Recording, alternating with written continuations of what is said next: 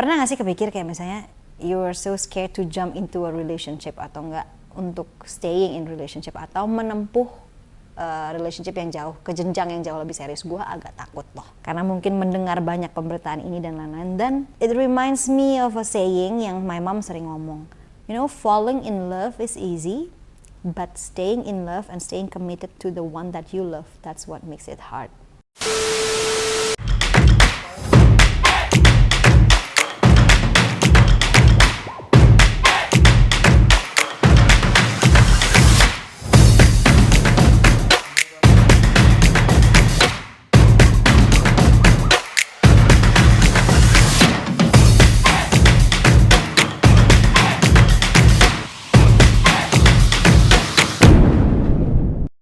So beautiful soul, what happened to our society lately? Ada apa sama pemberitaan di sekeliling kita belakangan ini di sosial media? Kenapa semuanya ini lagi musim banget yang berpisah? Dari artis Hollywood, dari Miley Cyrus, itu sebenarnya mungkin udah cerita lama ya, tapi kayak benar-benar baru dikuak karena ada baru hitsnya dia yang beberapa bulan lalu muncul. Terus dari Shakira yang udah benar-benar keluarga Samawa banget. Samawa ya kan, bener kan? Sakinah mawadah warohmah, wah gila. Lakinya udah keren ya kan, olahragawan, pemain bola terkenal, Pique. Ceweknya juga berkarir, somebody banget di dunia musik. Udah membangun keluarga berapa belas tahun yang kayak kita kayak ngerasanya waktu ngeliat mereka tuh wah couple goals banget nih. Misalnya di antara semua terpaan Hollywood dan lain sebagainya, mereka bertahan dan sustain as one complete family. Bubar juga. Terus ada lagi Ari Wibowo dan Inge Anugrah.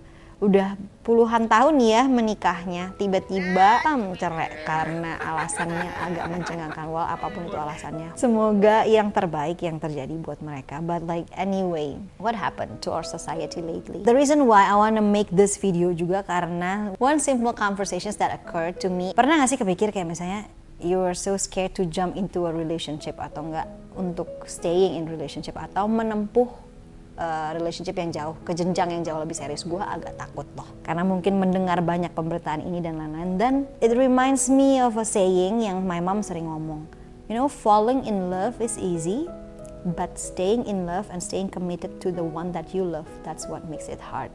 Untuk kita jatuh cinta itu nggak ada yang perlu diajarin. Ya, it can happens anywhere, anytime, dan kadang nggak memilih tempat, nggak memilih situasi, dan nggak memilih orang.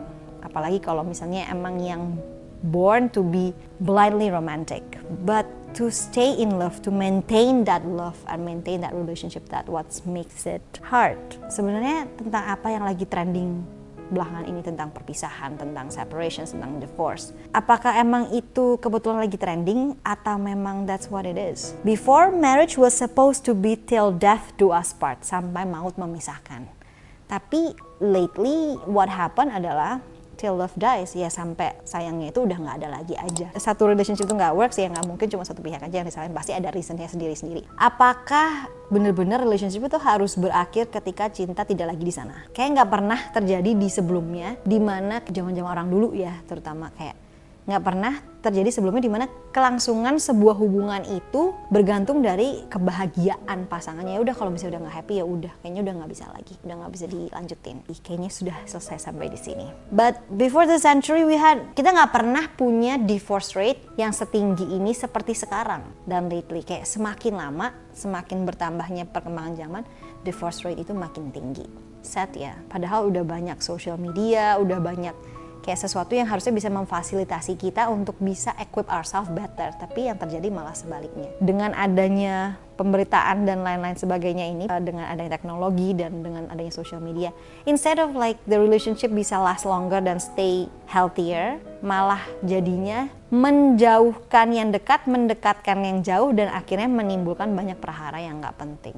Well, there is one relationship expert namanya Esther Perel. Dia mengatakan before, relationship is very simple, kayak dictated by love, by rules, by religion, by culture, by social hierarchy. Right now, dimana kita punya begitu banyak pilihan dan punya kebebasan, akhirnya malah menjadi tidak terkendali. Seakan-akan semua itu harus dinegosiasikan dan harus menomorsatukan keinginan dan preference diri sendiri. Untuk kalangan baby boomers or generasi baby boomers, orang tua kita dulu, orang itu kalau misalnya dulu mau nyari pacar itu harus datang ke social event. event, harus datang ke perkumpulan keluarga, ke acara big family. I don't know ya, maksudnya bener-bener yang social gathering lah ya, bertemu langsung face to face, dikenalin oleh kerabat, oleh teman dekat, mungkin harus pergi ke kampung halaman sebelah untuk bisa dijodohkan, diperkenalkan, but malah last longer than what we're having in this current era. Mungkin kalau dari zaman orang tua kita atau dari grandma kita terlalu jauh ya. Zaman kakak kelas kita deh gitu. Orang-orang itu masih bertemu secara offline, masih face to face lewat social event, mungkin dari kampus, dari tempat kerja, dari hangout bareng. And then lebih maju lagi lewat social media. Semua lewat dating apps, lewat kayak semua one click away or like one swipe away, swipe left or right. Sebelum ini beberapa tahun lalu tuh masih happening kalau misalnya nongkrong bareng gitu ya, hangout bareng. Kalau dulu zamannya kuliah tuh masih ada makrab, masih old fashioned way lah gitu, kayak consider someone yang ketemu di social media itu biasanya tuh sangat jarang, but like ya bukan berarti itu buruk juga sih, kayak nggak masalah juga, but like really is everything become so optional and like few swipe away. Terus gimana kita tahu if we found the one, the right one? Kadang karena terlalu banyak pilihan akhirnya jadi overwhelmed, bukan? Ketika kita udah nemuin seseorang yang klik, kita masih so addicted to the scrolling. What if I found someone better? Then keep on scrolling. Padahal mungkin sudah ada orang yang kita consider, kayak optionnya mungkin terlihat masih banyak, jadi kayak nggak mau rugi. Then keep on happening and then we end up with nothing. Bisa aja.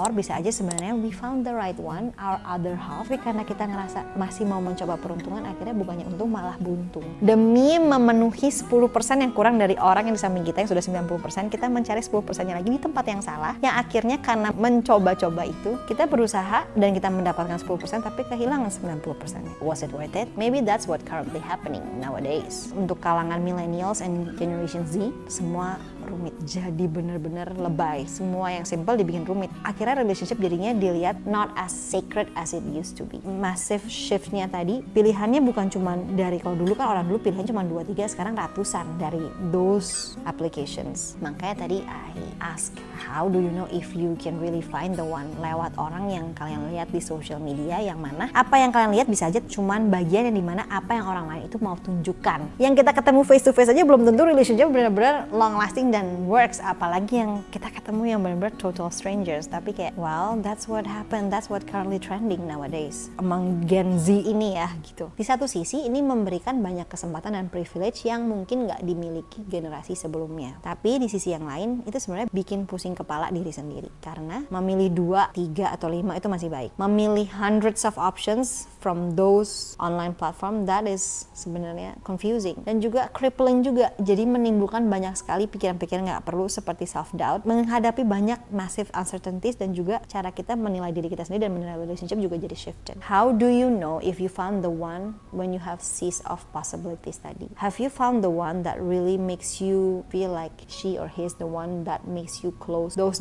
dating apps for good, like really delete it for good? Ada namanya Dennis Arbitrani Jr., yaitu family lawyer yang spesifikasinya di kasus perceraian. Dia ngebahas tentang topik ini via TikToknya dia. Let's hear what he has to say. Do you want to know the major theme that I'm seeing in the divorce industry as a divorce lawyer as I do consults these days? I am seeing working moms doing it all. And I'm seeing the husbands step back and say, Hannah, I got to do a thing. She's got the kids, she's got the groceries, she's got the laundry, she's got the meals, she's got the work. And by the way, she's making all the money and she's paying for the house and doing everything else. I'm going to go to the firehouse, I'm going to go play this, I'm going to go hang out with my friends. That's the theme. And women are tired. Dari kasus-kasus yang dia tanganin, there's a generic pattern di mana istrinya harus jaga anak, take care of anak, terus habis itu harus do laundry, harus masak, cuci piring, juga kontribusi buat belanja di rumah itu, dan juga kerja. And not only that, bukan kerja ya semena-semena something fun gitu for additional income, tapi benar-benar kontribusi terhadap the main income of the family. And this leaves suaminya with a lot of free time, kayak I can do something, I can do nothing, right? Jadi ada more time to hang out with their bros. Yeah, women are tired. Wanita itu capek. Gue jadi ingat sesuatu yang orang tua gue kasih tahu gue sama adik-adik gue. And I want to share you this. Rumah itu bagi the homemaker adalah kantornya mereka. So let that sink in a little. Can you imagine someone who takes responsibility of the whole house and has to go to another office? Berarti mereka punya 2 kantor. That's crazy, right? Which brings me to the point di mana it really sucks being a single parent in a marriage, right? Gimana sih cara kita avoid itu? Pastinya kita harus ngomongin dulu sama partner kita sebelum kita nikah. It's very important to share your values, your visions, your goals, and your expectations as a married couple sebelum married. Masa married aja? But sometimes, you know what? Our fantasies and our dreams get in the way. Especially buat cewek-cewek ya, kayak kita kaum hawa ya. Kita terlalu fokus di detailnya, dimana kita udah kind of plan for everything, Apalagi mungkin ada yang dari kecil udah plan their dream wedding, dream dress, dream venue, gila kan.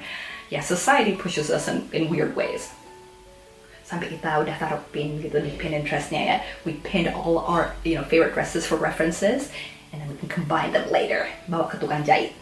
Tapi kita benar-benar lupa untuk melihat, mengecek the red flags in front of us.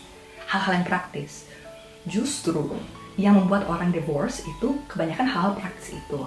And these things are very important, girls. So please pay attention. Kalian pernah kenal cowok, yang nggak pernah nyuci mobilnya atau motornya gitu ya, sampai 1 abad, sampai bedakian, berbuan gitu, terus kita bisa latihan gambar di mobil atau motornya. Kenal nggak? Nah, that's a red flag.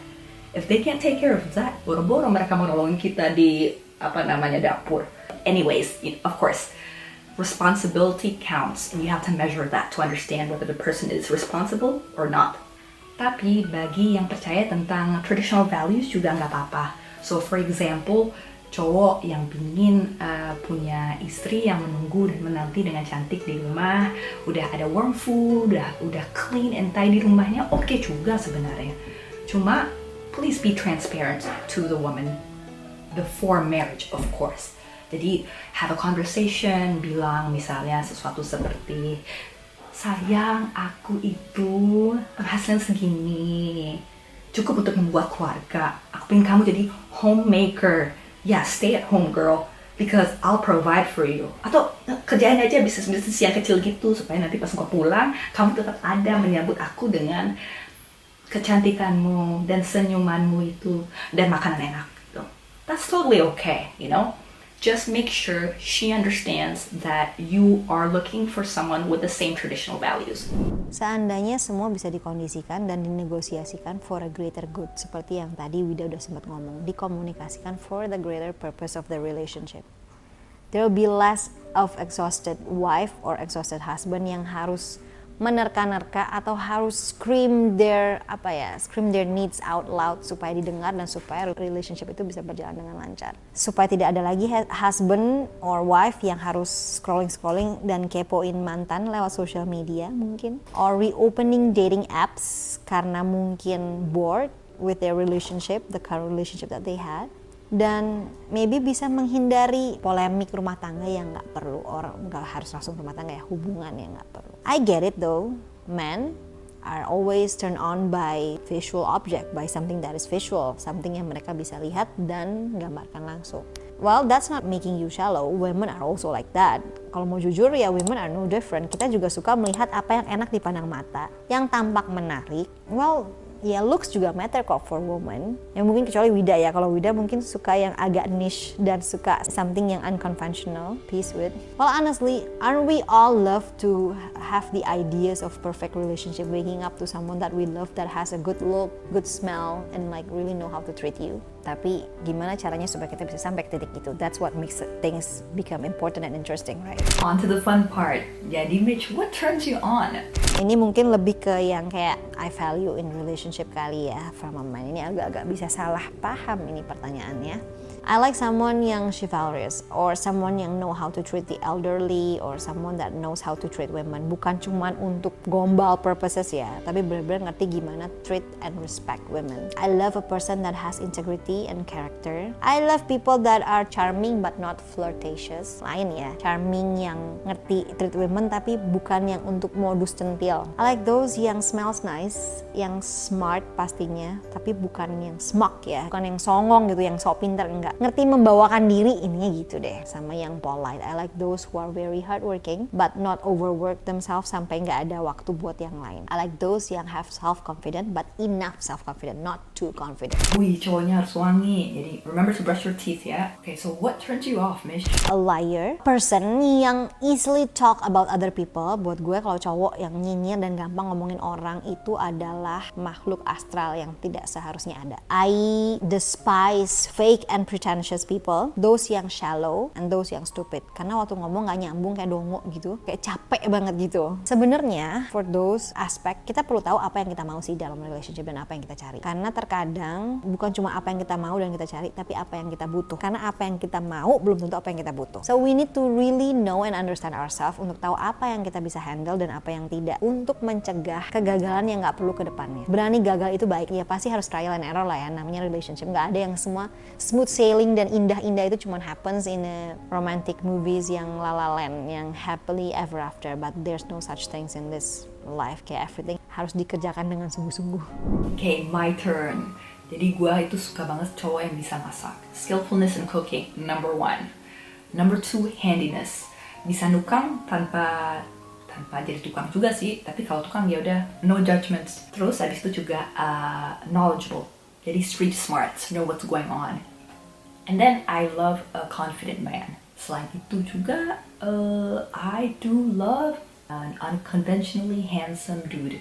Harus dong, at least masih enak dilihat lah mukanya. Kalau nggak enak dilihat mukanya, subjektif ya. I don't know. Again, can't say anything, no comment. What turns me off ya? Gue sih paling gak suka sama orang ignorant, dimana sebenarnya dia ada akses atau ada kapasitas untuk mengedukasikan dirinya dengan general knowledge. It doesn't need to be school or book smarts, right? Tapi ya kalau bisa better dirinya, why not? And then I don't like laziness. Bukan kayak leha-leha gitu, semua orang juga boleh. But the lack of desire to work hard, that's a really turn off for me. Terus gue paling gak suka juga sama cowok yang tanpa passion, so passionless. I feel like in life you need to have something that you're almost obsessed about, and that's part of your identity. Jadi passionless. Last but not least, superficiality. Jadi mirip juga kayak lo, Mitch, the fact that someone is shallow.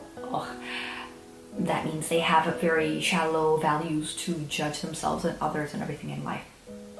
Now let's talk about the red flags, bendera merah, yang kalian harus watch out in a potential partner. Pertama, super materialistic.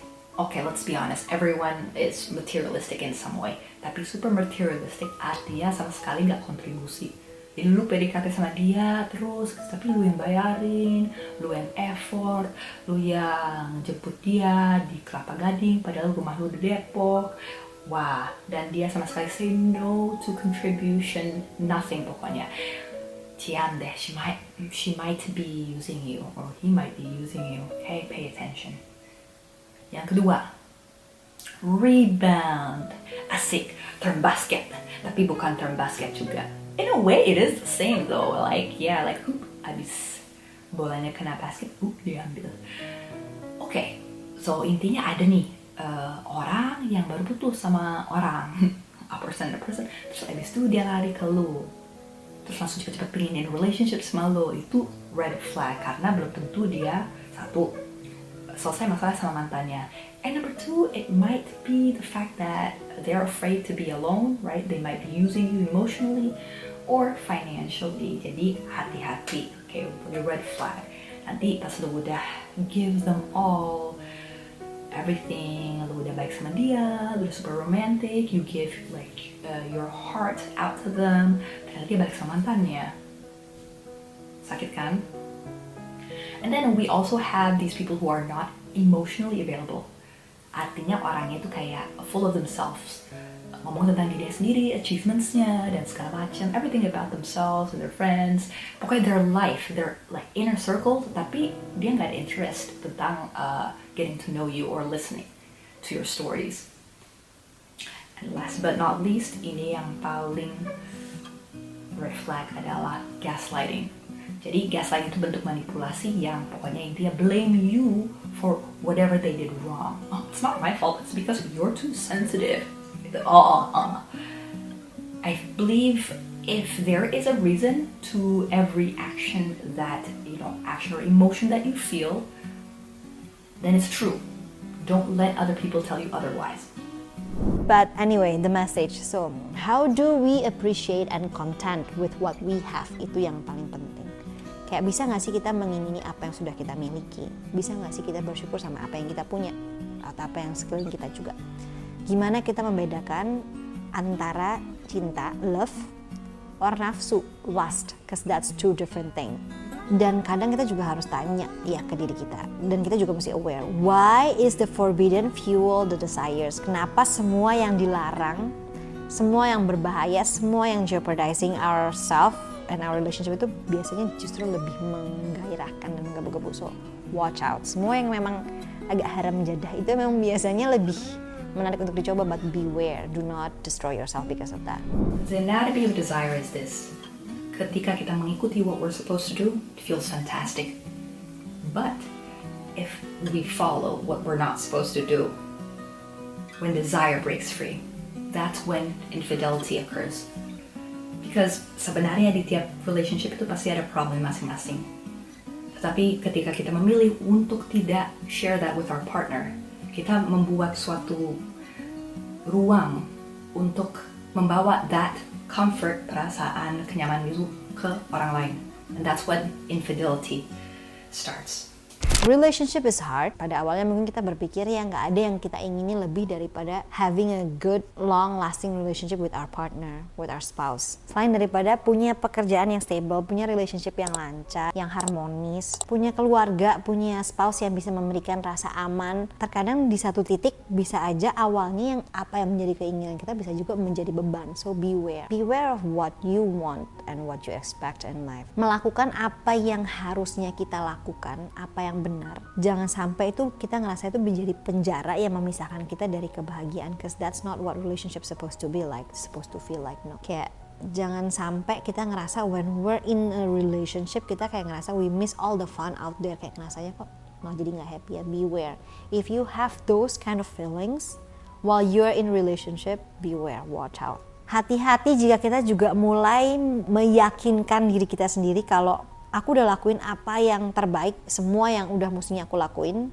the best I know how. Jadi sesekali bolehlah aku ngelakuin apa yang aku mau, yang aku seneng, meskipun itu nggak baik. Beware if you started to have those kind of thoughts. Kayak waktu kita menjustifikasi tindakan kita hanya karena kita ngerasa kita udah melakukan yang terbaik, so we deserve to have our fun. Yang tahu sebenarnya dari start from that fun, it could lead to something else that are dangerous, entering into a dangerous zone. So beautiful souls out there, if you're watching this episode, jika kalian udah start untuk mulai reasoning dan mulai menjustifikasi tindakan kalian untuk melakukan apa yang kalian mau, dan udah mulai start scrolling dan see other options, go get help. If you're not ready for a relationship, don't start one, supaya tidak ada casualty of love. Make sure you know what you want, make sure you know what you can handle, make sure you know what you need in your life. So see you on the next one. Love never dies of natural death. It dies because we don't know how to replenish its source. It dies of blindness, of errors and betrayals. It dies of illness and wounds. It dies of weariness, of withering, of tarnishing, but never of natural death. A nice name.